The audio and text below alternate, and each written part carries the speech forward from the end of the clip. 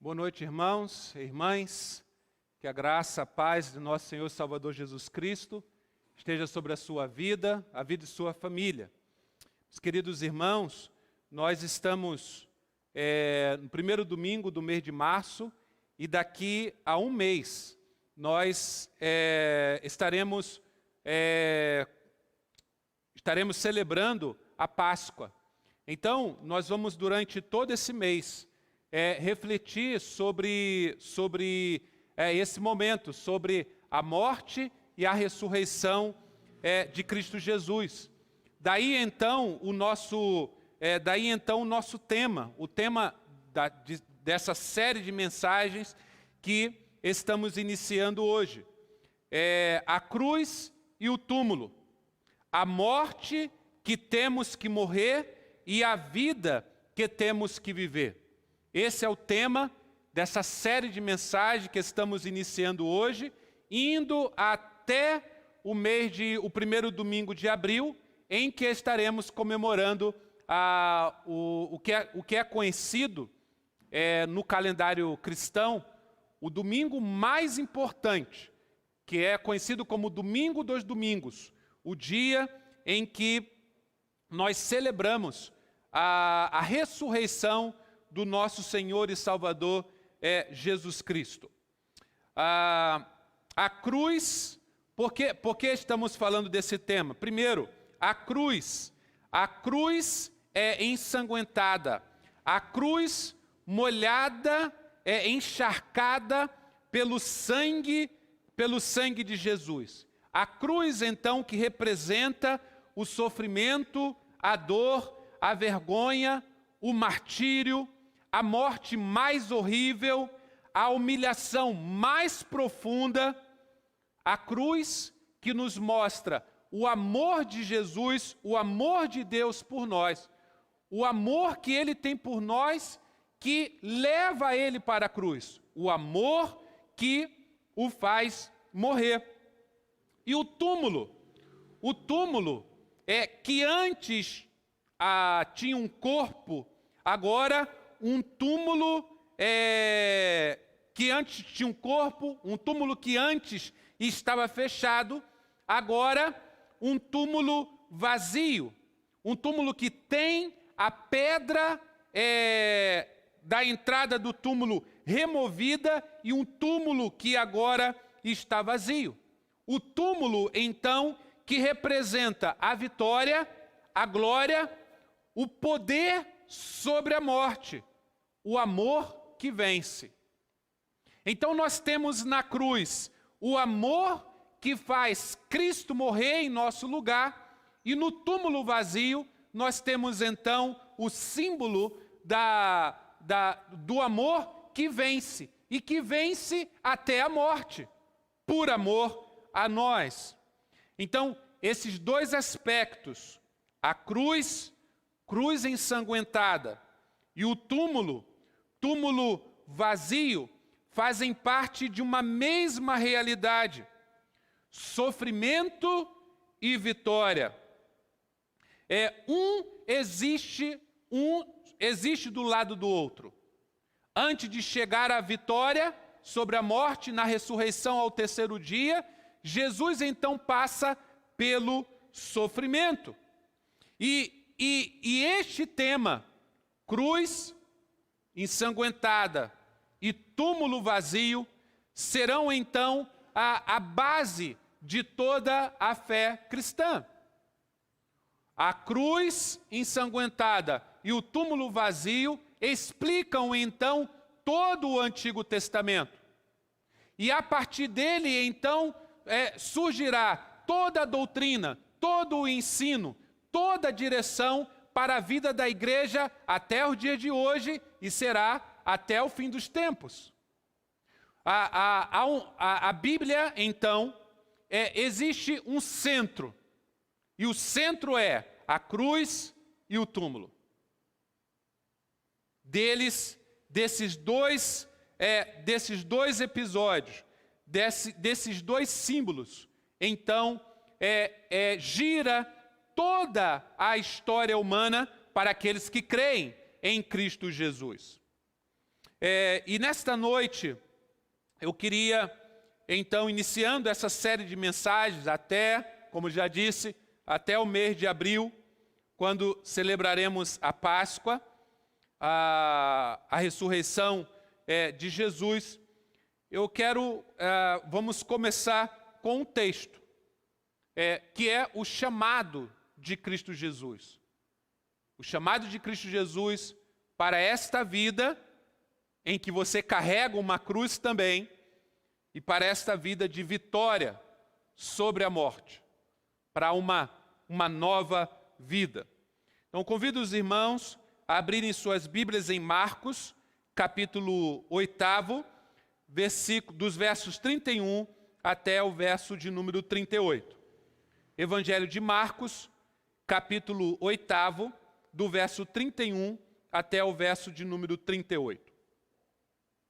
O texto nos diz assim: Então ele começou a ensinar-lhes que era necessário que o Filho do Homem sofresse muitas coisas e fosse rejeitado pelos líderes religiosos, pelo chefe dos sacerdotes e pelos mestres da lei, fosse morto e 3 dias depois ressuscitasse. Então aqui, primeiro verso, nós temos então um comentário do próprio evangelista desse momento, que está acontecendo. No versículo 32, então, temos: ele, Jesus, falou claramente a esse respeito. Então Pedro, um dos discípulos, um dos apóstolos que estavam ali, nesta conversa com Jesus, Pedro, então, chamando-o à parte, começou a repreender a Jesus. Jesus, porém, voltou-se, olhou para os seus discípulos e repreendeu Pedro, dizendo: Para trás de mim, Satanás, você não pensa nas coisas de Deus, mas nas dos homens. Então, ele chamou a multidão e os discípulos e disse: Se alguém quiser acompanhar-me, negue-se a si mesmo, tome a sua cruz e siga-me. Pois quem quiser salvar a sua vida, a perderá. Mas quem perder a vida por minha causa e pelo Evangelho, a salvará. Pois que adianta o homem ganhar o mundo inteiro e perder a sua alma? Ou o que o homem poderia dar em troca da sua alma?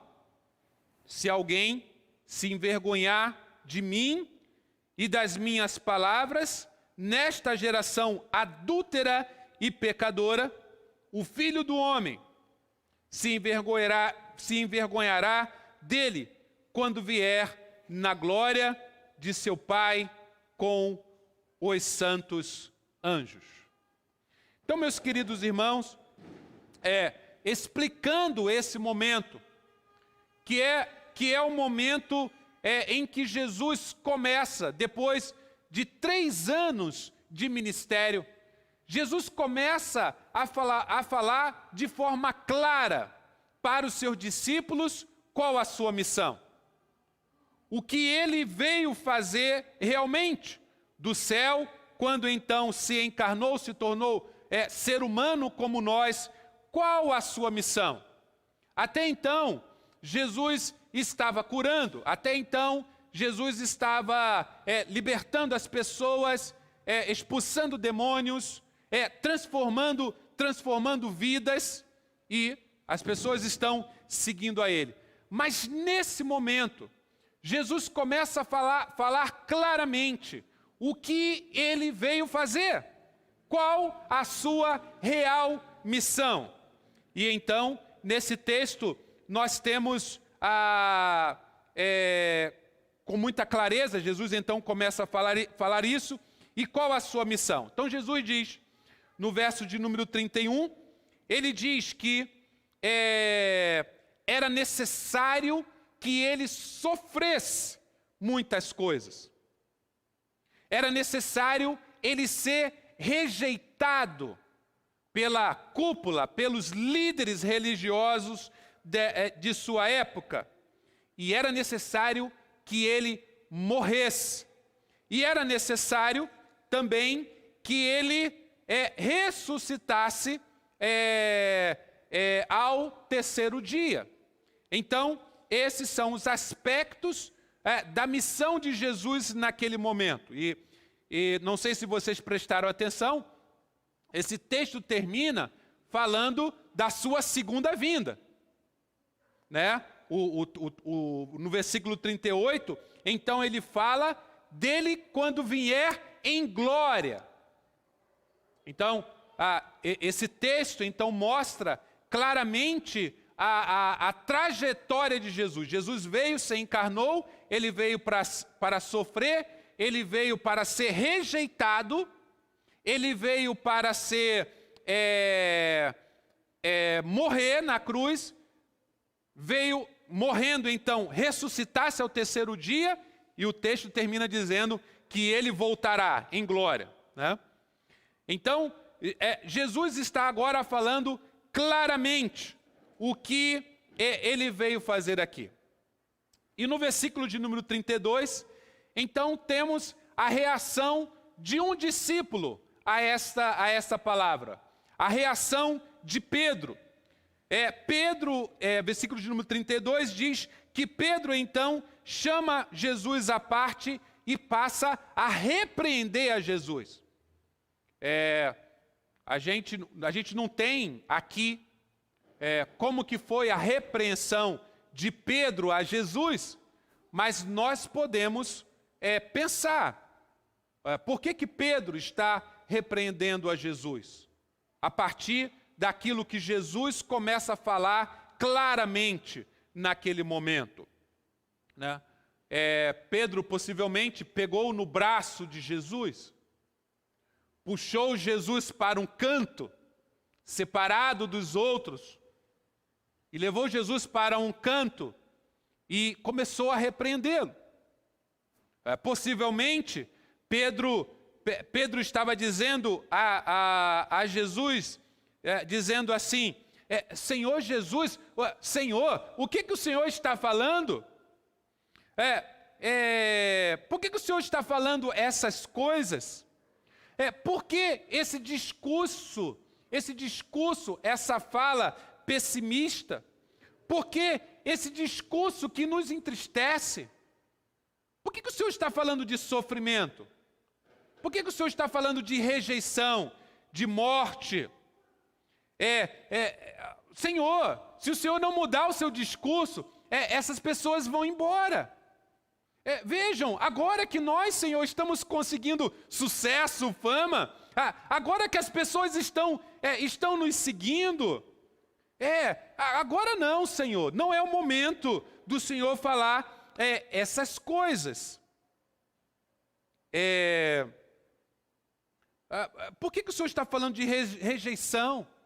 As pessoas gostam de você. O Senhor faz tantas coisas boas, as pessoas te seguem. Que história é essa de ser rejeitado? Pedro certamente deve ter falado para Jesus, Jesus, está tudo bem. Nada de mal vai acontecer. Está tudo bem, estamos bem. Por que, Jesus, esse discurso agora? Essa foi a repreensão de Pedro a Jesus. Agora, a repreensão de Pedro a Jesus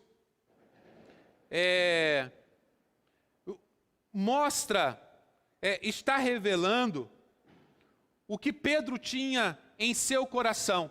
Mas não só o que Pedro tinha em seu coração, durante aqueles 3 anos, vamos nos lembrar que ele está há 3 anos caminhando com Jesus, não só o que Pedro tinha em seu coração, mas também o que todos os outros discípulos, os outros apóstolos tinham em seu coração. E possivelmente revela o que nós carregamos em nosso coração, na nossa vida, que é o pensamento de que não queremos sofrer.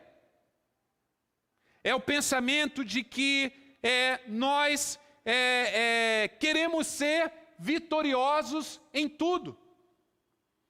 De que nós, principalmente na nossa cultura, né? Nossa cultura que vivemos hoje, a mensagem é sempre de estímulo, é sempre de vitória, é sempre busque os seus sonhos, é sempre vença na vida, é sempre seja resiliente, persista, que você vai ser vitorioso, que você vai conquistar. E essa é uma mensagem que agrada aos nossos corações.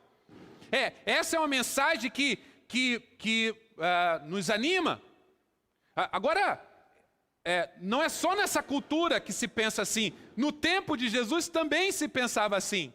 O coração dos discípulos, depois de caminhar com Jesus durante 3 anos, também pensava a mesma coisa. Também carregava o mesmo pensamento. E de repente, Jesus começa a falar de que é necessário que ele sofra, de que ele vai ser rejeitado, e de que vão matá-lo. Então, houve um choque, houve um confronto de pensamentos do plano de Deus, da vida que Deus tinha para o Filho, Jesus, da obra que Jesus estava fazendo, com um pensamento comum da época, e que é o mesmo pensamento comum de hoje também. Bom, explicado essa questão de por que Pedro repreende a Jesus. E então temos no versículo de número 33, o que Jesus enxerga naquela palavra de Pedro. O que Jesus interpreta daquilo que Pedro está falando. Versículo de número 33 nos diz o seguinte: Jesus, porém, depois que Pedro repreende a ele, voltou-se, olhou para os seus discípulos e repreendeu a Pedro, dizendo: para trás de mim, Satanás, você não pensa nas coisas de Deus, mas nas dos homens. Que palavra dura, que palavra forte Jesus está dizendo a Pedro. Isso não é coisa que se diz a uma pessoa, principalmente em público, abertamente. Mas Jesus fez isso. Por quê?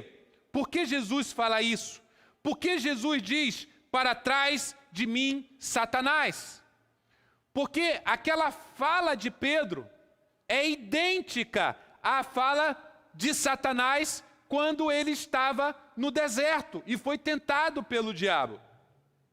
Eu trouxe para vocês, então, Mateus, o Evangelho de Mateus, 2 versículos, capítulo 4, 8 e 9, né? Mateus 4, versículo 8 e 9, que é o momento em que os evangelhos relatam, na verdade, antes de Jesus começar o seu ministério, Jesus é então levado pelo Espírito ao deserto para ser tentado pelo diabo.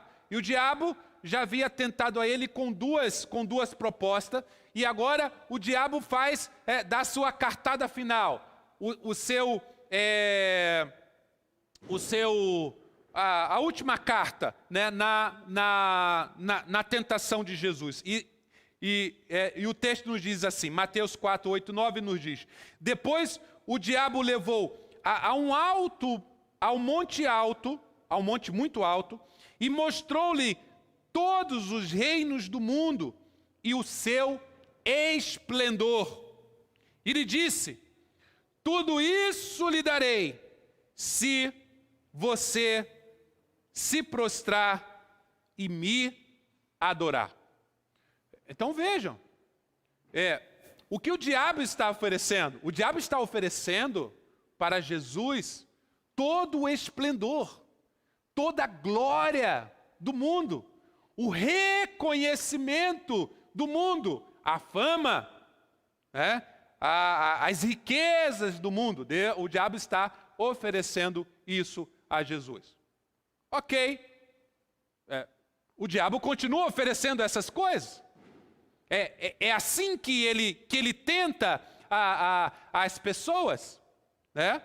E nós aprendemos nas Escrituras que não são tanto as coisas ruins, as dificuldades, as tribulações da vida que nos afastam de Deus.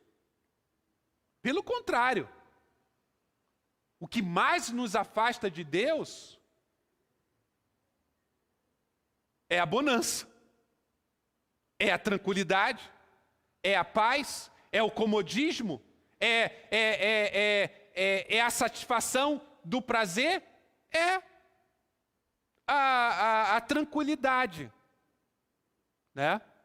Então, quando Pedro então diz assim, quando Pedro repreende a Jesus, Jesus identifica na palavra de Pedro, não só o que ele carregava lá no seu íntimo, que é o sucesso, a fama, o bem-estar, mas também a própria palavra de Satanás, que o havia tentado lá no deserto, dizendo: venha para uma vida boa e tranquila e calma. O que deseja o seu coração, eu posso então oferecer e lhe dar. Esta é a proposta de Satanás. E aqui, então, Jesus identifica isso. E Jesus diz mais, Jesus diz para Pedro: você, Pedro, não está pensando nas coisas de Deus. Mas você, Pedro, com esse discurso, está pensando nas coisas dos homens. Jesus está dizendo: Pedro, você está pensando nas coisas daqui, nas coisas da terra. O apóstolo Paulo, ele tem uma palavra bem interessante para isso. Paulo, no capítulo 3, terceiro capítulo de Colossenses, verso de 1 a 4, o apóstolo Paulo diz assim: portanto, já que vocês ressuscitaram com Cristo, procurem as coisas que são do alto, onde Cristo estará sentado à direita de Deus. Mantenham o pensamento nas coisas do alto e não nas coisas terrenas, pois vocês morreram e agora a sua vida está escondida com Cristo em Deus. Quando Cristo, que é a sua vida, for manifestado, então vocês também serão manifestados com Ele em glória.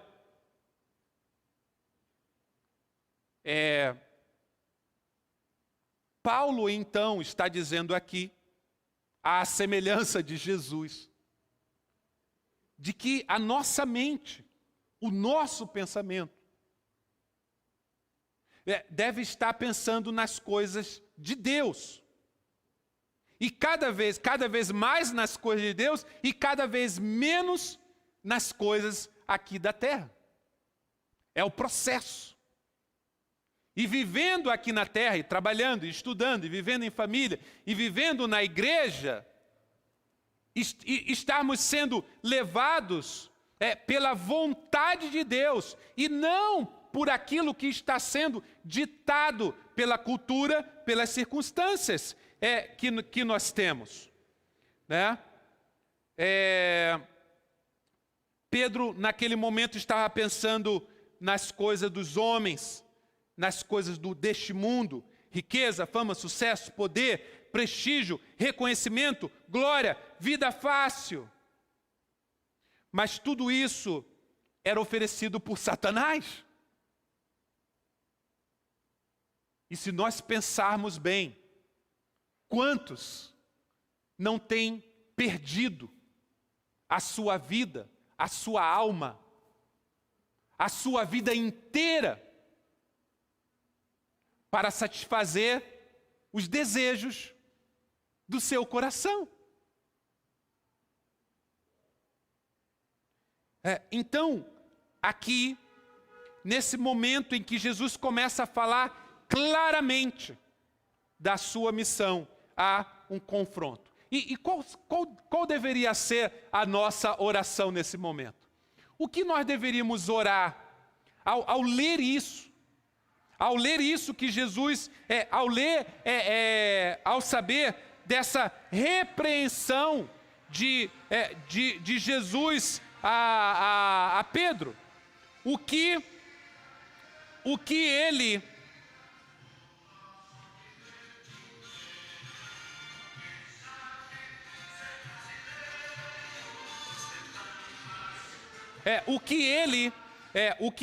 então qual deve ser a nossa oração nesse momento?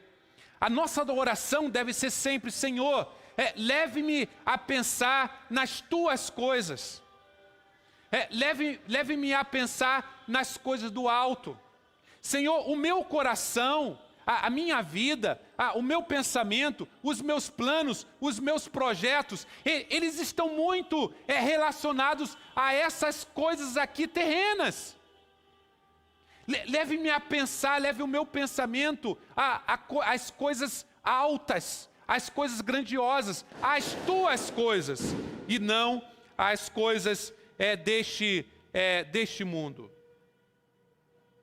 E aí, então, chegamos na nova proposta, na proposta que Jesus faz para nós. Fez para os seus discípulos, para aquela multidão que ali está, e que é uma proposta que ele faz novamente hoje para nós. Uma proposta de uma vida exatamente que passa pelo sofrimento, pela rejeição, uma vida que passa pela afronta, uma vida que passa pela cruz, e uma vida que para muitos na história da igreja era um chamado para a própria morte, para a morte física. Uma vida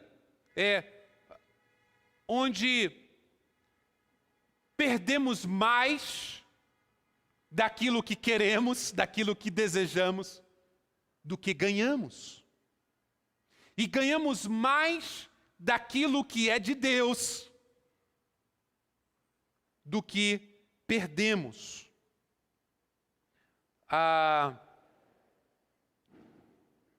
Uma vida com uma cruz. E lembrando, como falei no início, a cruz, símbolo de sofrimento. Uma vida que vale a pena ser vivida. Na verdade, a única vida que vale a pena ser vivida. Então vamos nos lembrar das palavras de Jesus. Jesus então, versículo de número 34. Jesus chamou a multidão e os seus discípulos e disse: se alguém quiser acompanhar-me, negue-se a si mesmo, tome a sua cruz e siga-me. E ele completa: pois quem quiser salvar a sua vida, a perderá. Mas quem perder a vida por minha causa e pelo evangelho, a salvará. Pois que adianta o homem ganhar o mundo inteiro e perder a sua alma? Entendam? Ele está falando do mundo inteiro, todas as riquezas, todas as glórias, toda a fama, todo o sucesso. e você perder a sua alma. Você conhece alguém assim? Eu trouxe esse texto na Bíblia, a Mensagem, que é uma Bíblia que eu sempre trago aqui para os irmãos vão lembrar, é do pastor Eugene Peterson.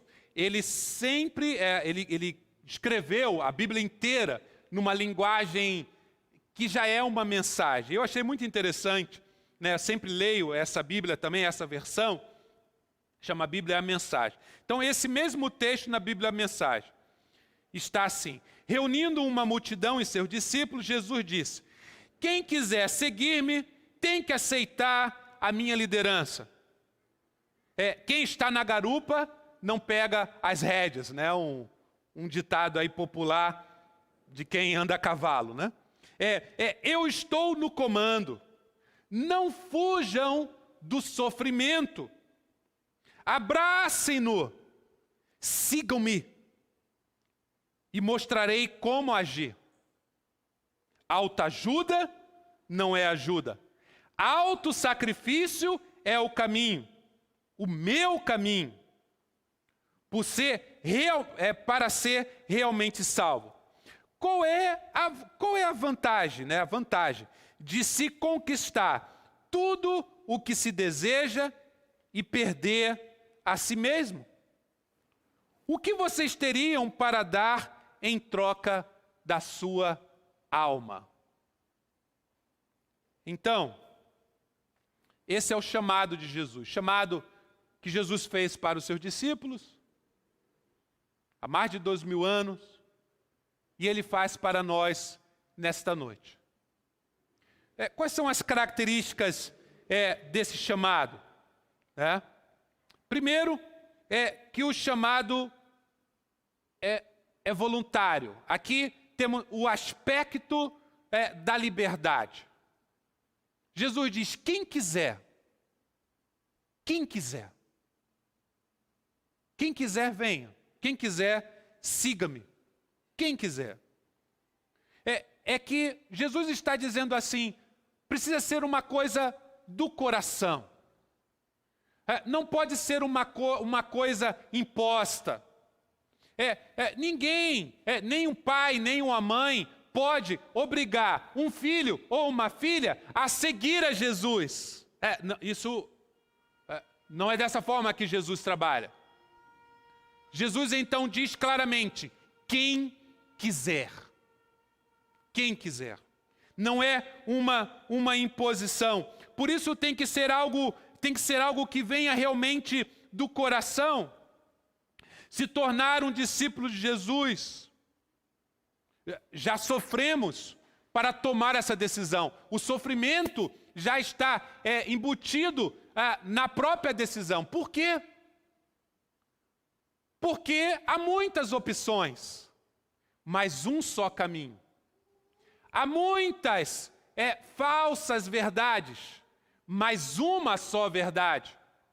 Há muitos estilos de vida, mas uma só vida. E é Jesus. E então chegamos no momento em que Jesus confronta-nos e diz para nós qual será a nossa decisão. E ele diz: quem quiser. Quem quiser.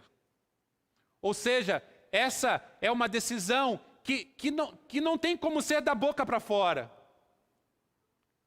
Tem que ser algo do interior. Tem que ser entendida o que é. O que se vai fazer. Aonde nós estamos entrando. Temos que entender o que era o Evangelho. E o que é o discipulado de Jesus. O que Jesus está nos chamando. A que tipo de vida Jesus está nos chamando. E então, mesmo olhando, mesmo não entendendo todas as coisas, mas entendendo algumas coisas, tomar uma decisão. De dizer: sim, eu quero, Senhor. Eu quero te seguir. Eu quero viver para o Senhor. Eu quero caminhar contigo. Eu quero ir após o Senhor. Então esse é o aspecto do chamado que nos mostra a liberdade, a decisão do coração. Não obrigada, não como uma aventura, dizendo, eu vou, se não der certo, eu saio. Não tem como você fazer isso com Jesus.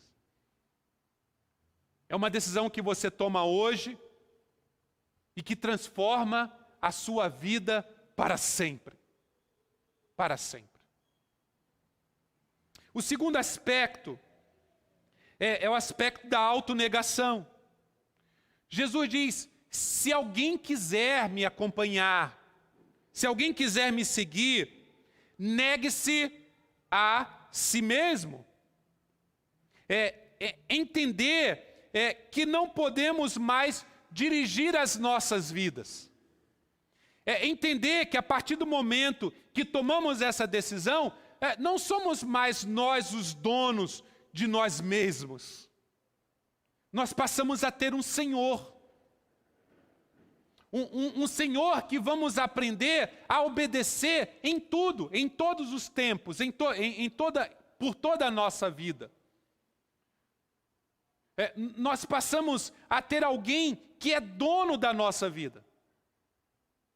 Que não mais vamos tomar as nossas decisões pelas nossas vontades, pelos nossos desejos, mas por aquilo que Ele quer para as nossas vidas. E quando nós tomamos essa decisão de segui-lo, nós vamos aprendendo dia a dia que tantas e tantas coisas precisam ser mudadas em nossas vidas. Ou seja, quantas e quantas coisas Ele que passa a ser Senhor das nossas vidas, estará mudando ao longo do tempo, porque nós somos pecadores. E quantas decisões foram equivocadas no passado, e que muitas vezes a nossa tendência continuará sendo por tomar decisões erradas na vida. Mas aí, nós negamos a nós mesmos e dizemos, Senhor, será que isso que eu vou fazer não é da minha vontade? Qual é a tua vontade? E quantas coisas somos pecadores. E quantas vezes o pecado não será mais atrativo, sempre será atrativo para nós. E nós queremos, então, constantemente errar contra o Senhor. Mas aí, por termos tomado uma decisão de segui-lo, iremos dizer, Senhor, não, eu quero fazer a tua vontade. Então é isso. Esse é o chamado. Chamado de Jesus para a nossa vida, e aí está também embutido o sofrimento. Porque isto é sofrer. Porque não sofrer seria fazer as nossas vontades. Sofrer é então não fazer a nossa vontade, não fazer aquilo que naturalmente, pecaminosamente faríamos. E escolher sempre aquilo que Deus quer para as nossas vidas. O sofrimento está aí. E Jesus, então, agora, por fim, ele diz o seguinte, que nós temos que levar uma cruz. É uma decisão que temos que tomar. É uma vida de autonegação. E agora Jesus nos apresenta uma cruz. E ele diz, você que tomou a decisão, agora pegue a sua cruz. E vejam, é uma carga que você pega. Ok? E vejam que Jesus, então, ele nos prepara para então dizer, vocês têm uma cruz para carregar. Agora entendam, cruz é sofrimento, ok? É sofrimento, mas não é qualquer sofrimento. Jesus não está chamando a gente para sair por aí procurando sofrimento. Nós sofremos muito porque este mundo ele está quebrado, né? Então tem esse sofrimento do mundo por causa do pecado, por causa do nosso pecado lá no Éden. Tem o sofrimento consequência das nossas más escolhas, do nosso próprio pecado, sofrimentos. Mas vejam, não é desse tipo de sofrimento que Jesus está falando. Ele não está dizendo para nós sairmos por aí buscando qualquer sofrimento, não é isso. Ele está dizendo, aqui está uma cruz, carregue ela. E aí nós perguntamos para ele, Senhor Jesus, para carregar essa cruz a gente vai sofrer? Ele está dizendo, sim, vai sofrer, aqui está a sua cruz. Pegue. Que cruz é essa? A cruz que carregamos, esse sofrimento que Jesus fala para nós carregarmos, ele tem alguns aspectos. O primeiro aspecto é a questão do sofrimento pela rejeição, pelo ódio que há no mundo contra os filhos de Deus. Então, lá no Evangelho de João, capítulo 3, versículo 19 a 21, o texto nos diz assim, Evangelho de João 3,19, ele diz, este é o julgamento, a luz veio ao mundo, mas os homens amaram as trevas e não a luz, porque as suas obras eram más. Quem pratica o mal odeia a luz e não se aproxima da luz, temendo que as suas obras sejam manifestas. Mas quem pratica a verdade vem para a luz, para que se veja claramente que as suas obras são realizadas por intermédio de Deus. E aí, lá no capítulo 17 de João, versículo 14, quando Jesus está orando pelos seus discípulos, está orando por nós, Jesus então diz assim, dê-lhes a tua palavra, isso conversando com o Pai, ele diz, dê-lhes a tua palavra, e o mundo os odiou, pois eles não são do mundo, como também não como eu também não sou. O que Jesus está dizendo? Ele está dizendo que a partir do momento em que tomamos a decisão de segui-lo, o mundo passa a nos odiar. Haverá perseguição. Porque há um confronto entre as trevas e a luz. E onde nós chegamos com Jesus, com a luz de Jesus, há então o confronto. As trevas não querem a luz. As pessoas que andam em trevas não querem a luz. Para que as suas más obras não sejam manifestas. E então, naturalmente, dentro deste mundo em que nós vivemos, há o confronto, há a perseguição, há então o sofrimento. Segundo aspecto do sofrimento, né, é tomar a cruz, é um sofrimento, porque passamos a fazer o que ninguém mais faz e não fazemos mais aquilo que todo mundo está fazendo. A cruz é um sofrimento porque agora passamos a viver contra a correnteza da cultura, do pensamento deste mundo. E aí o apóstolo João, então, mais uma vez, escrevendo na sua primeira carta, capítulo 2, versículo 15 a 17, ele diz assim, não amem o mundo, nem o que nele há. Se alguém amar o mundo, o amor do Pai não está nele. Pois tudo que há no mundo, a cobiça da carne, a cobiça dos olhos e a ostentação de bens, não provém do Pai, mas do mundo. O mundo e a sua cobiça passam, mas aquele que faz a vontade de Deus permanece para sempre. É sofrimento, porque agora as coisas que anteriormente amávamos, as coisas que anteriormente buscávamos, agora não fazem mais parte da nossa vida. E em terceiro lugar, a cruz é sofrimento,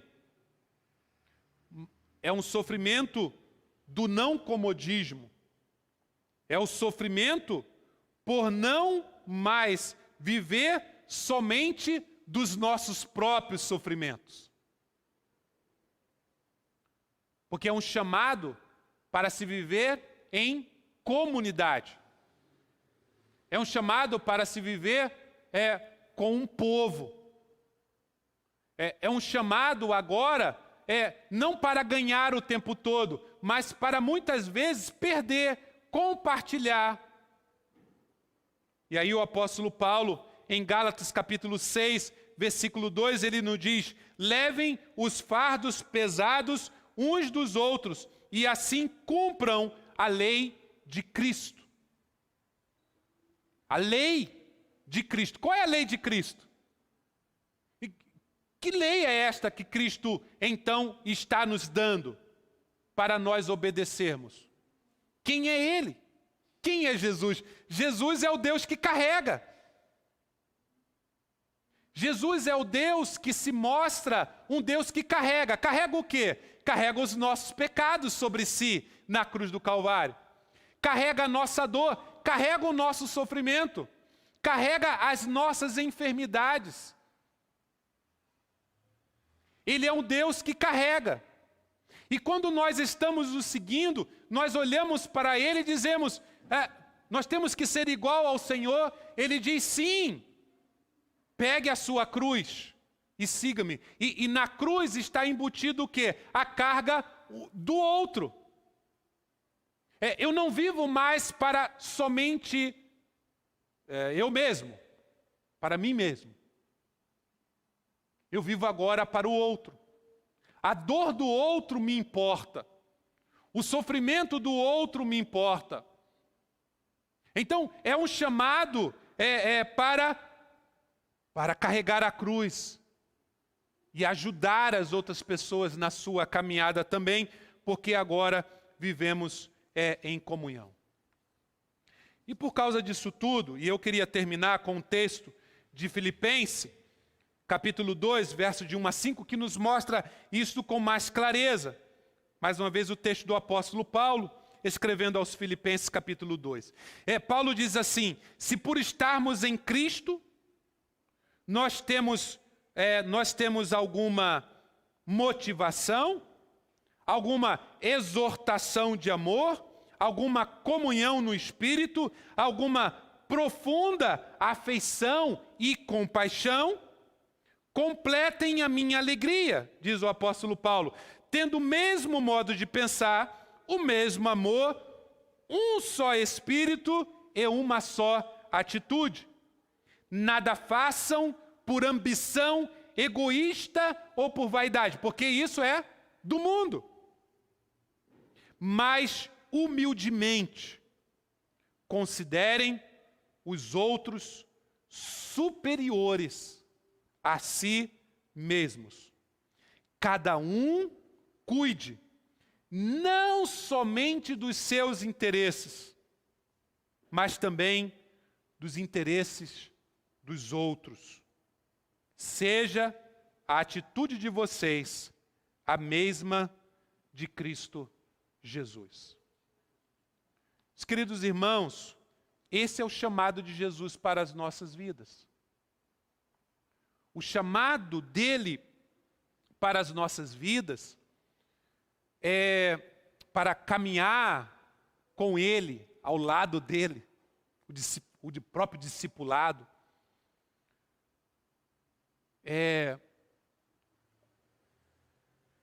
Pode assustar você, pode me assustar, porque é um chamado para carregar uma cruz. É um chamado para negar a si mesmo e carregar uma cruz. Só que o que nós aprendemos no chamado de Jesus é que não há vida em nenhum outro lugar. Se nós ficarmos buscando a felicidade, a alegria, a satisfação, a paz, o reconhecimento, a tranquilidade, o conforto, fora de Jesus, nós nunca encontraremos. Nós iremos buscar a vida inteira. Iremos nos cansar.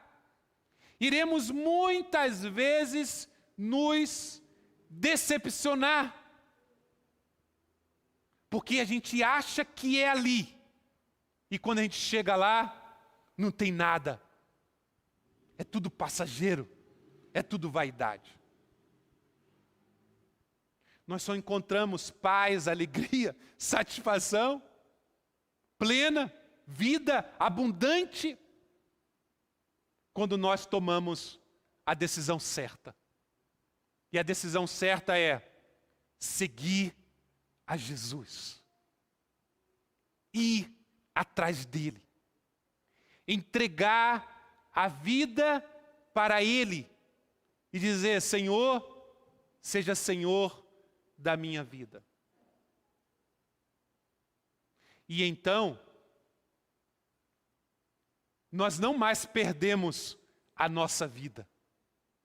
Nós a ganhamos quando nós a damos a Jesus.